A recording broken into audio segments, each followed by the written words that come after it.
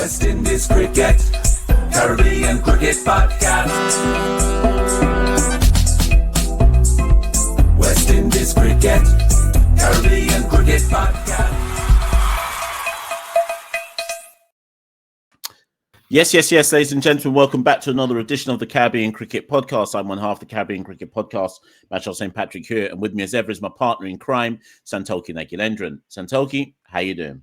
Yeah, all good, Mash. And as we're recording this on Tuesday, the 10th of June, we're watching England dish out more licks to the West Indies side in the T20 format. Scored 200 plus, big runs going.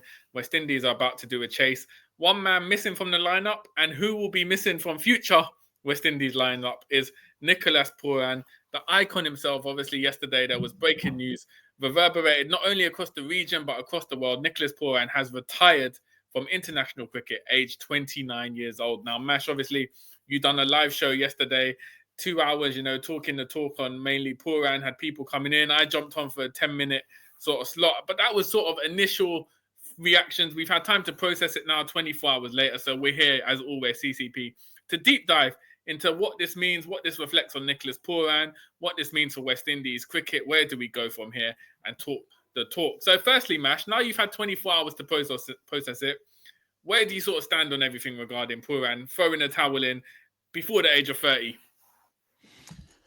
So I'm torn, Santokie. I'm torn because I think last night when I did the live show, I was trying to be measured.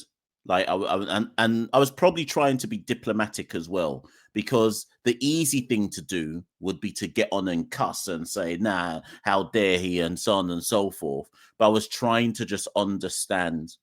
At the same time, I was trying to understand the rationale from his point of view. Why would he do this? Why does it make sense, etc.? So what I'm going to say to you is this. I am completely caught between two viewpoints here.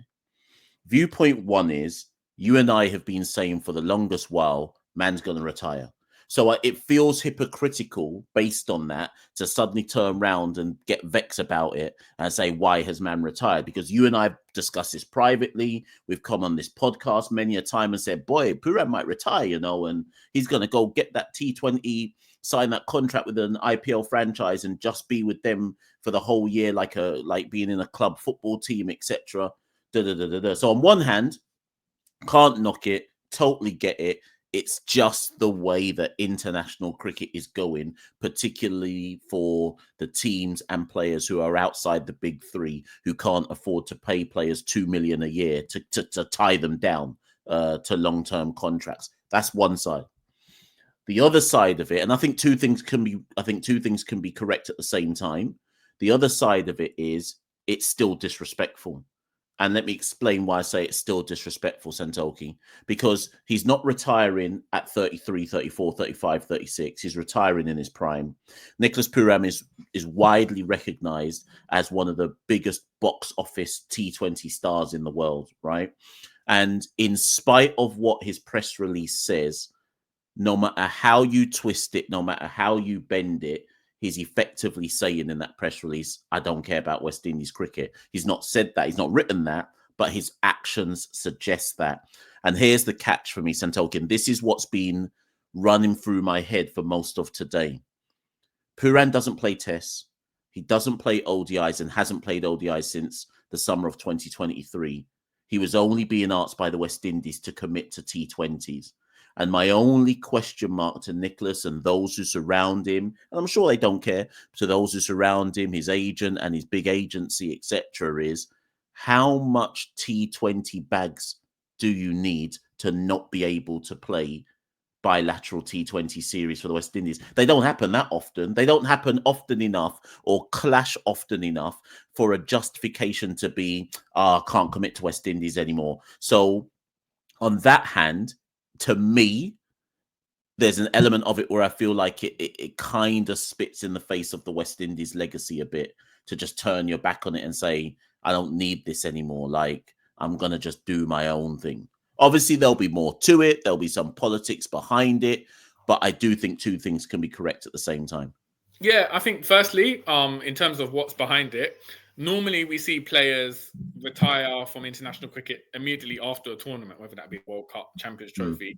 There's been comparisons to Heinrich Klaassen, which I don't think are completely justified because, as you said, Klaassen fits that mold of someone, he's 33, 34, coming to the end of his career. He said there were problems with him. He wanted to basically get the bag in franchise cricket, but Cricket South Africa wanted him to play ODIs and T20 cricket. The caveat there being he played both formats, right? So he had a busy schedule. As you said, Nicholas Pooran was essentially playing T20 bilaterals.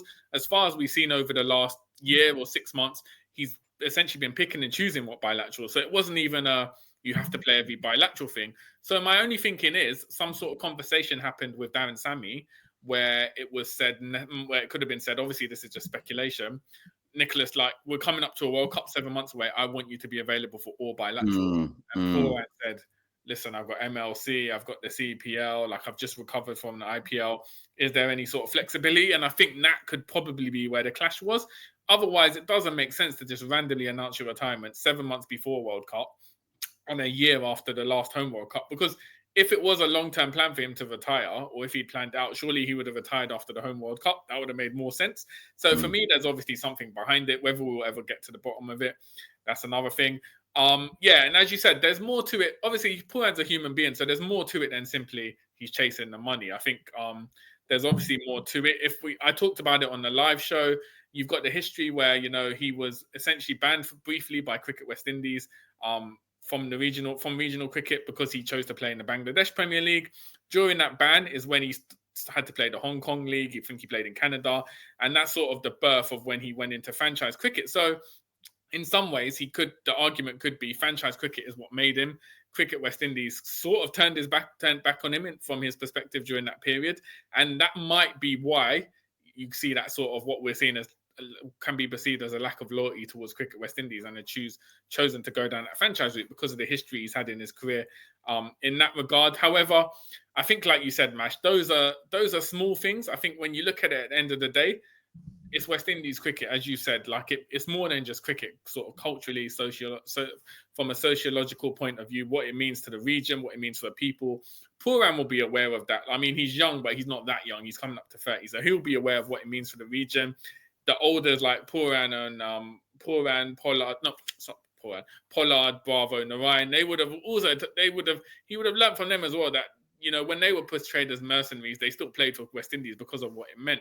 So for me, like you said, I do feel some of it is a kick in the teeth, especially when you drop a statement saying you love West Indies cricket and you're always gonna love West Indies cricket, because that reads like a statement where you're injured and you can't play for West Indies anymore.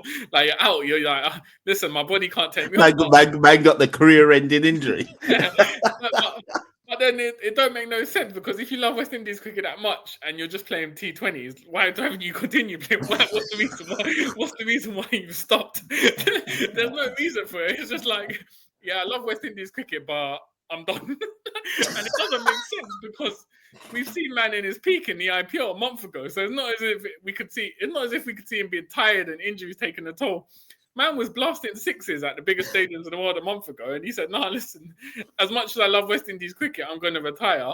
And that's it. Like there was nothing to it. So people are going to read into it and say, you know, could it be with Hope taking over as captain? Is there a personality clash? Something going on with Sammy? We'll never get to the bottom of it. But at the end of the day, Mash, from a West Indian fan perspective, we have to sort of grieve this, because essentially one of the world's top T20 players has turned his back on the Maroon at the age of 29 at his peak. That's an immediate thing. And when you deep it even more, such a great player, the fact we never saw him play Test cricket for West Indies, he essentially retired from 50 overs age 27. It's a big loss for the game. And when we constantly, you know, bemoan the lack of talent in the region and sort of the development and numbers, to have someone of that world-class status, there's an argument in the current T20 setup, Pooran's the only world-class player who consistently performs. To lose him is a kick in the teeth for West Indies fans. And as I said on the live show, Mash, it's unprecedented. We've never seen someone retire in their peak, fully turn their back on West Indies cricket. I mean, we've seen like a Narayan and Pollard retire, but that was went into their 30s. For someone to retire at their peak is a madness. And it's a new low for West Indies cricket, Mash. It's a new low. Yeah. Let me take it further though. What's Pooran's legacy? And the reason I answer that question is because We asked the same with Narayan. We've done the same with the GOAT era. The thing is, all of the IPL fans, because Pooran's going to go on to play IPL for at least another 7 years. Provided he don't get some big injury, he'll play IPL for another 7 years. He'll dominate the franchise scene for another 7 years, if he even wants to play that long, right? Is it that we're entering a new stage now where the cricketing world will switch and say, your legacy is what you do in T20 cricket? He'll go down as an IPL legend of some sort, overseas legend. Is that a big enough legacy? Because my argument is this, and this will reach Nicholas's ears, and this is why I think at some point he'll have to U-turn. His West Indies legacy is nothing. And I know that sounds harsh, and I know Cricket West Indies have done their kind of homage to Pooran and done the whole big, we thank Nicholas Pooran for his service, and there's all these different accounts saying, Nicholas, you've done well, and and I hear that, but when, if this is the way I put it, right, 10 years from now, I'm not talking to anyone about Nicholas Pooran's West Indies career. Do you know what I mean? And for me, whether the purists or whether the new age fans who want to believe that T20 is God, ultimately legacy comes from what you did in tests and what you did in ODIs. We aren't at the stage where your legacy is based on what you did in some T20 franchise leagues. So right now, he might say, who cares about legacy? The bag's gonna be full. But I'm just saying that right now, he ain't got no legacy. It's an interesting one, because if you talk to Sunil, if you spoke to Dre, Russ and Sunil Narayan, I'm sure they'll declare their love for the Maroon. But their legacy has been in the IPL, right? As Kolkata Knight Riders, sort of legends throughout the past 12, 13 years. And I think that's the way it's sort of heading. I think essentially Pooran's going to fall into the category of not a West Indies legend, but a legend who happens to be from West Indies, basically. As in, he'll do other things in franchise cricket which will get him a certain status, but it won't be for West Indies. And I don't know whether this is the start of a trend, and we'll just see players continue to do this. But yeah, as you said, I think not to discredit Pooran, because he is the most capped player in T20 cricket. So it's not as if he's completely abandoned West Indies or sporadically played. He has committed for a period. I think he's played 106 T20s. Was captain as well for a brief period. So there has been some commitment to West Indies cricket. But like you said, in terms of a legacy, the fact we never won a World Cup, and sort of in terms of like memorable knocks, it's hard to achieve those in T20s outside. Yeah. So here's the thing. So for example, when I say legacy, right? So let's use Gale. If you say the name Chris Gale, everybody can immediately highlight 5 things he's done. Yeah. They'll be like, that one. I remember that one. He won 2 World Cups. That one. That legacy to me means what can you instantly recall from that person's career, specific. And in this context, we're saying specific to the West Indies.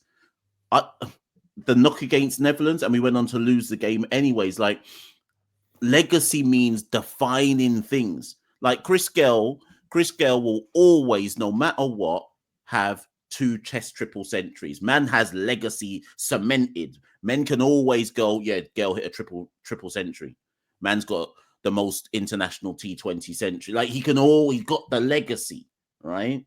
Now you could say, but Nicholas is only 29, but by retiring, he leaves with no international legacy. Or are we saying, Santokie, international legacy don't matter? Because Narayan and Russell, I know what your point is, but they still have World Cups. They can still hold up their World Cup medals and say, "Boy, I won World Cup though." Yeah, no, that's a good point. No, I think it's an interesting one. And what was I going to say with Pooran? I think as well. Do you think, Mash, we're reading too deep into it about it's politics or something going on? Could it just be a case of Pooran's an elite athlete? When he plays for franchises, generally he wins, right? His team was winning. Like in the IPL, I think, who does he play for? Gujarat. Lucknow this year, I think it was. Lucknow, yeah. They're generally, towards the top end of the table. Is it, as an elite athlete, constantly being in down bad West Indies side and losing and struggling? It's basically he's just had enough. He's like, look, we're losing too much here. I'm an elite athlete. I'm at franchise level. I'm in sides that are successful, and then coming back to West Indies. Because for me, the ODI World Cup qualifiers in Zimbabwe, Pooran gave it his all. I think no one can argue about that. Yeah, I agree. Yeah. That showed his commitment. But the fact we didn't even qualify for the World Cup after that, we struggled out here against, associate sides. That was enough for him to stop playing ODIs. Do you think it's just been a case of, we didn't get to the semi-finals in the T20 World Cup? We've been with the T20 side. We've been slowly, under Sami, that 3-0 against Bangladesh, and then that has been enough. Do you think, as an elite athlete, he's just essentially had enough of losing and thought, I can't change anything at the moment. I'm going to just play franchise cricket because that suits my sort of the standards I've sort of set? Or do you think that's too simplistic point of view angle to take on it? I'm going to say too simplistic, and let me tell you why. Because why did Pollard come back in 2019? He didn't have to. Pollard was an elite athlete. He could have just, in 2019, Pollard could have just said, boy, you know what? West Indies been giving me the fight down for the longest. Let me just stay on the franchise circuit and collect the coin, right? He came back to a losing T20 limited over setup for the love of the maroon, right? This is a stretch, this next analogy that I'm going to make. I'll throw in one caveat about Pollard, right? When Pollard took over in 2019, it was specifically stated it was a 4-year period. So he was going to take them to the cycle ending with the 2023 ODI World Cup. But when we got to the beginning of 2022, he threw in the towel, essentially, because he didn't get to that 4-year cycle. I don't know. Obviously, with Pollard, it was slightly to do with age and decline in form in that. But also being a captain and being in the West Indies side continually struggling, especially what happened in the 2021 World Cup when the veterans all got roundly cut out and stuff. Pollard threw in the towel. So even with Pollard, to an extent, as much as the goodwill was there, it took a toll on him, and he cut out halfway into his planned tenure. So again, you could say as well that the mental aspect. Yeah, but I hear that, and I agree with you. But by that point, Pollard's like 34, 35. Yeah, that's the difference, right? So then I look at someone like, and this is a stretch, but let me try and let it land. Cristiano Ronaldo didn't win nothing with Portugal for time, right? And it was well recognized, obviously alongside Messi, that he was one of the greatest in the world, if not the greatest in the world, right? Ronaldo could easily have just chucked in the towel and said, you man are shit. I'm the greatest footballer in the world, and you lot can't do nothing to help me to win no titles, right? But such is his drive that even now at big age of 40, he pushing Portugal to try win global titles and so on and so forth. Yeah, I'll throw a counter to that. Do you remember there was a period when Messi retired from Argentinian football? I think they lost 2 coppers in a row to like Chile or something. And Messi was crying on the pitch after one penalty shoot, and he retired. He said, I'm done out. He said, I'm not playing for Argentina no more. I'm done out here. And that was an elite athlete at club level who was used to winning, and he basically couldn't take the continual losses for Argentina. Obviously, he came back, he did a U-turn, and eventually got his success there. Which leads me to the next point, Mash. Do you think this is the end of Pooran, or can you see a U-turn happening? Well, I'm glad you've gone there, because I see a U-turn coming. I see a U-turn coming, and let me tell you why I see a U-turn coming. Not anytime soon. I'm talking like 3 years from now. This will tell me, because what did you say his statement said? You said the end of his statement said, I'll always love West Indies cricket. Well, if you really do love West Indies cricket and you're only 29 years old, at some point, that deep love you claim to have for the Maroon will hit you.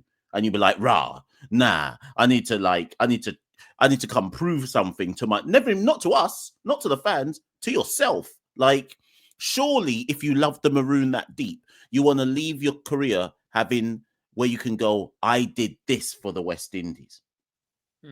I dragged them. Like, even if it's I dragged them through a World Cup qualifiers, like, you have to have something. You have to have something on your resume. You have to have something on your resume to say, I did this. Man said last game of the next World Cup qualifiers, Pooran jumping in for the last game, quick 100 against Papua New Guinea. Everyone's got to leave. Everyone's got to leave with something. They got to leave with something. Like Jason Holder is 34. He'll retire in about 2 to 3 years, I'd imagine. He can always say, well, I got to number 1 in the world. I was the number 1 all-rounder in the world whilst the West Indies captain. I banged out a double century for the West Indies. Like, he's got, whatever people think about Holder, he's done some legacy stuff for the West Indies. So I just wonder, for someone who's saying they love West Indies cricket, will his heartstrings tug at him to say, boy, what's the mark I've left for the West Indies, though? Or will he just say, nah, done out, this team's shit. I'm never coming back to play for this shit team again? Yeah, it's hard to know because we're looking at, retrospectively at past cases we can compare it to. But this could essentially, Pooran could be the first of a new chapter in cricket, right? It's a player at his peak who's prominent in the IPL, who's decided to turn his back on international cricket, still in his 20s. We've not seen that before, at least off the top of my head, across any side in the world. We've usually been in their 30s. So is this the start of a trend where, we've been talking about multi-franchise contracts coming in? So let's say the Knight Riders sign you up for 4 different tournaments and you sign that. Is this basically going to start that era where players are signing franchise contracts and international cricket becomes, a side thing for most players? Because Pooran could start a precedent. I'm sure other players around the world will be looking at this and thinking like, okay, if someone's done it, it wouldn't be so taboo for me to now try and do this, basically, and moving like that. So are we starting to see a new sort of era coming in, a new thing, a new precedent being set? And I think the warning signs have been there, Mash, so it shouldn't be a surprise to anyone. So if it was the start of it, we've been talking about this for at least 2 years on the podcast about this sort of the new franchise thing coming in. Is this an unprecedented era? And we can't even compare it to anything that's happened in the past. And Pooran will be the first. So we got to let it play out to see where the wind is blowing. I do gone. No, I think 100%. I think there could be reverberations around world cricket as to this decision, but we'll only know in hindsight. There's been talk about Saudi Arabian investment into cricket, and then obviously these multi-franchise deals. So I think cricket is a weird sport because we often make football comparisons, but football is generally a settled game. With cricket, it seems like we're at a turning point in terms of how things are going, player power, the move completely towards franchise cricket. So is this just the start? In a year or two's time, are we going to be like, oh, Pooran was, started this trend of, he was the first in the trend of players to do this and turn their back on international cricket. So I think also we do, as much as we want to, label it on Pooran, it could be a part of a bigger picture, a wider picture in terms of world cricket's going. The last thing I'll just say before we wrap this is that predictably, obviously, there's been a lot of reaction to the news today, and will continue to be a lot of reaction. And I saw quite a few reactions which narked me earlier today, where you kind of, and I just think it's lazy, Santokie, where you kind of got people going, this is the West Indies, this is Cricket West Indies' fault. They need to pay their players more. They wouldn't run away to franchise cricket if they paid them more. And I'm just thinking, what do you think this? Do you think people are dunce, Santokie, and just don't understand the kind of financial dynamics of international cricket? Or do you think people genuinely believe it's as easy as Cricket West Indies just need to have a better business model and find a way to pay Pooran $2 million a year to keep him in the maroon? Like, why do you think people think this is as simple as, oh, well, Cricket West Indies just need to find the money, then he wouldn't leave? Like, am I dumb or something? Why don't people understand that that's not possible? I think it's a lazy stereotype, right? It's a lazy stereotype that, the board's not paying the players enough money. They need to pay more. They need to keep them in the game. The players are greedy. The players are mercenaries. They're not getting paid. It's all stereotypes, right? The fact of the matter is, England pay whatever 1.2 million a year for their players. You still got a man like Jacob Bethel out here playing the IPL instead of playing the Test, because the money is there, right? The money is the money. So I don't think it's anything to do, even if Cricket West Indies up their salary, the money on offer in franchise cricket. And when you're a player, I know people say how much money is enough money. Surely there's enough. When you're a player, you're conditioned almost to think, oh, my career's short. I need to stack as much as I can. So there's never going to be an end point, right? You make $1 million in a year, 1 year, you might be happy with that. Next year you're making 2 million, and then you're suddenly thinking, hold on, I might as well be making 3 million next year. Like, you're always thinking of the next step. So I think it's got nothing to do with cricket. I'm sure, like we said, there could have been political reasons or backstage reasons, which we're not privy to, so we can't speculate. But in terms of actual financially, there's not much more Cricket West Indies could do, unless you're suddenly finding a treasure trove and paying him 2 million a year. It could perhaps keep him in playing with international cricket, but that's not realistic. If they doubled his salary, it wouldn't make a difference. So Cricket West Indies, at this point, we can't really cast them out. It is what it is. I think the market forces have changed, and if you're outside the big three, you don't have enough money to compete. So it is what it is. I think fundamentally, Mash, what it goes down to is a lot of people are commenting on this. They ain't really studying West Indies cricket. Like you said on social media, when it comes to news, breaking news, analysis, no one's doing it like CCP. No one's studying West Indies cricket like that. So the nuances aren't there with a lot of opinions. But I guess that's social media. A lot of people have a voice, and it's their free right to use it. But often it's based on stereotypes, right? So I think that's a lazy stereotype. And Mash, as we said, as we watch West Indies, take licks against England and realize we're not going to see Nicholas Pooran at least for the next few years playing for West Indies cricket. I think our fundamental point is, it could be a variety of reasons as to why he's retired from West Indies cricket. But at the end of the day, it's another sad day in West Indies cricket. And, many will say there's another nail in the coffin for the Maroon. Let me just ask you, and this is it, and then we wrap it. I thought this when at the end of the live show, when I locked it off and I went to bed, one thought entered my head just as I was about to go to sleep. I said to myself, but hold on, am I a hypocrite? Are we all hypocrites? So it's easy for us as West Indian fans, not just you and me, but anybody to say, Pooran and But, and tell me if this makes sense as an analogy. My family, my whole family born in Jamaica. When I was 4, my parents made the decision to come to the United Kingdom, right? And I've subsequently lived in the United Kingdom for most of my life, with the odd year or there doing some schooling in Jamaica, etc. Essentially, when you look back on my family's history, we became economic migrants, right? Yeah. Yes, my dad will say there were other reasons, but fundamentally, we left Jamaica, moved to the UK, and had a significantly better standard of living in the UK than we would have had in Jamaica, right? Is that any different to Nicholas Pooran choosing to reject a West Indies central contract and travel around the world stacking the peas? Like, is he any different to an economic migrant from a Caribbean nation island saying, I can make money elsewhere, so I'm going to go make that money elsewhere, and I'll come back to my homeland from time to time and spend it? Like, is he actually any different to anyone else? Because of the money involved, people think like, it's different. But essentially, yeah, obviously you can say economic migrants generally do it to kind of be able to survive, right? To have jobs, to put a roof over their head. Whereas this is more to have a luxurious way of living. But it's the same principle. It's you're essentially traveling the world, migrating around the world to try and make as much money as possible for you and your family. And to be fair, like, we can't really bemoan Pooran, because as much as we might have our own standards and morals about it, at the end of the day, you make your own decisions, right? You know what's best for your family, and you do your work before that. So you can't really bemoan him for that. And like I said, the one thing is, in terms of West Indies cricket, it didn't seem like it was a massive commitment from him, because he was just playing T20s at the moment. And so that is the sad part. And also, him to do it at his peak is another sad part. But we'll end it there, Mash, because otherwise we could do an hour on this talking about, Caribbean politics and economic migration and Nicholas Pooran. But comment below. Do you think Pooran was justified in his decision to retire from West Indies cricket? And is it a new low for West Indies cricket? Let's see all your general thoughts on what is Nicholas Pooran's legacy in West Indies cricket. Comment below. Let's get the conversation started.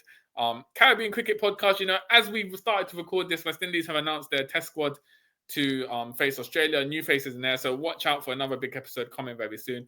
But that's been it from me and Machel. Like, comment, share, subscribe. Instagram, TikTok, X, Blue Sky, Facebook, www.patreon.com/CaribCricket if you would love to kindly donate. Thank you for everyone who donated over the England tour. It's massively helped us in able to do our coverage of that and keep Caribbean Cricket Podcast going to the high standards which we've achieved so far. So thank you very much. We'll see you very soon. Have a good morning, good afternoon, good evening, good night, wherever you are listening to this in the world. And don't stress out too much. West Indies cricket will live to fight another day. We'll see you very soon. Please. West Indies Cricket, Caribbean Cricket Podcast. West Indies Cricket.